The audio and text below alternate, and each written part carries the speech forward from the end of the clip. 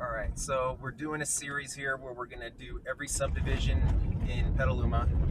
And the first one we're starting with will be Adobe Creek subdivision. You'll see it on our left here. It's about 320 homes built in 3 phases between 1990 and 1998. And there's 6 exterior courts. And then the inside has 2 main streets, which you'll see were built in 2 different phases. We got Adobe Creek and then Falcon Ridge Drive. So this used to be a golf course, and it shut down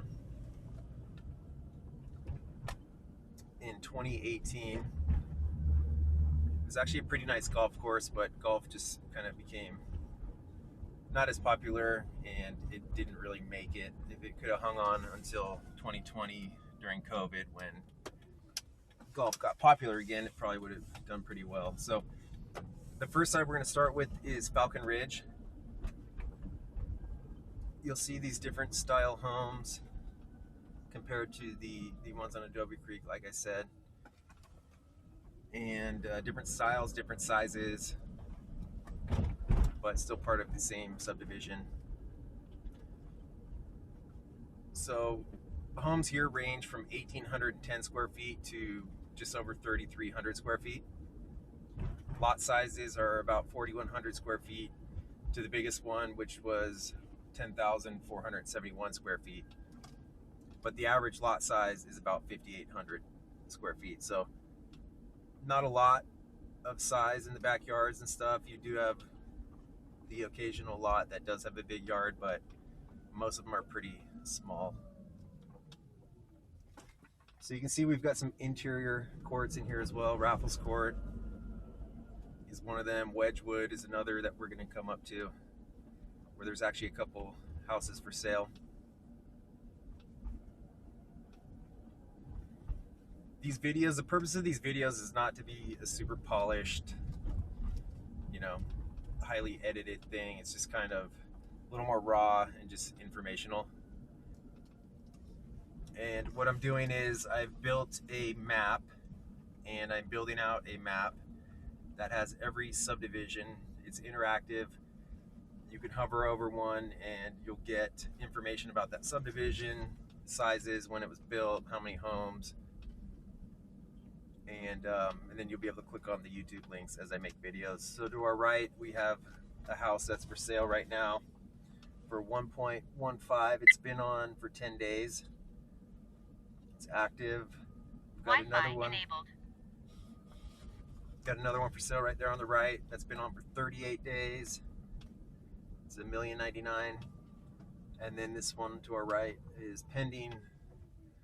The list price is $1,225,000, but that's been on for about 5 months. So they're probably not going to be closing at that. So Falcon Ridge is pretty much just a big loop. And then again, you've got all these courts within it. Got Sapporo Court on our right here.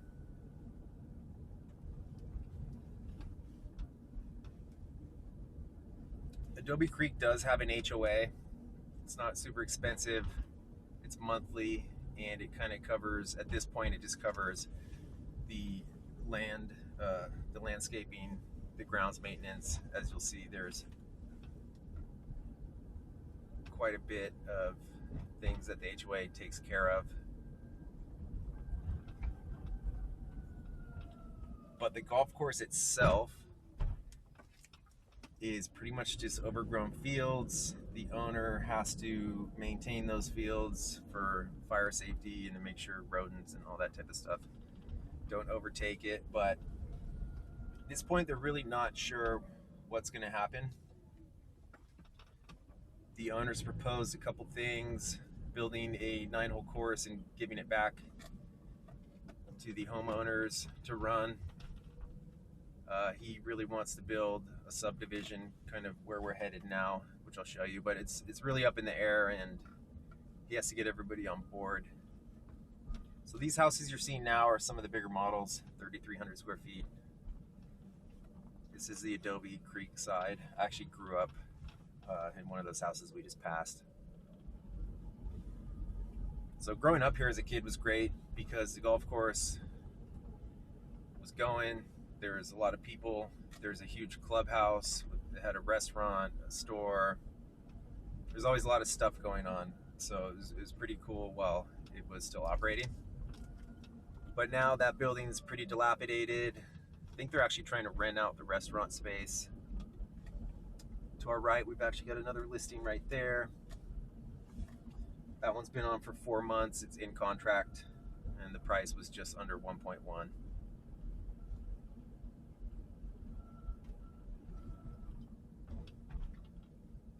For the most part, prices are over $1 million. I think the highest price has gotten into the 1.4 million range. To our right is Freitas Road. That's the exit. And what you're seeing now is the old parking lot. Clubhouse is straight ahead. It's where the practice chipping and putting greens were. Driving range was at the backside of that parking lot. When the golf course closed, a lot of people thought that it was going to affect the home values here, but it actually has not. And they've continued to go up. They've hit record highs. And it seems that people don't really mind that there's no golf course. I guess you don't have any golf balls flying at your house. So that's a positive. So again, this is like one of the things that the HOA will cover is just maintaining these shared spaces, parking lots, all that type of stuff.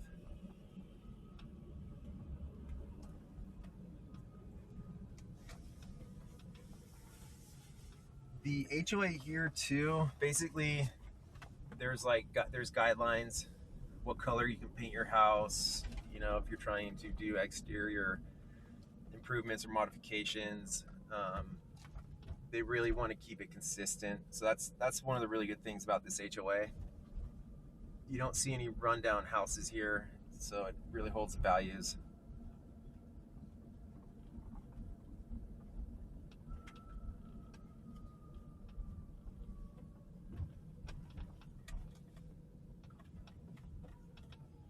So again, this is the first video of a series that I'm going to do. There is a ton of subdivisions. I've built out the map for East Petaluma and Midtown, which is technically West Petaluma. And I still have to build out the west side, but I'm going to try to release one of these every week, and I will link it into the map. I'll also have the map link on the YouTube channel. And again, it's just for information. I just kind of want to show people what the different subdivisions are in Petaluma. You know, you've got neighborhoods that are called certain things, but the actual subdivision from when it was built might be something different. So it's just all informational stuff that, you know, hopefully people will find interesting and informative. And to the right was Burnham Wood Court. There's also a house for sale there. That's just under 1.1 million.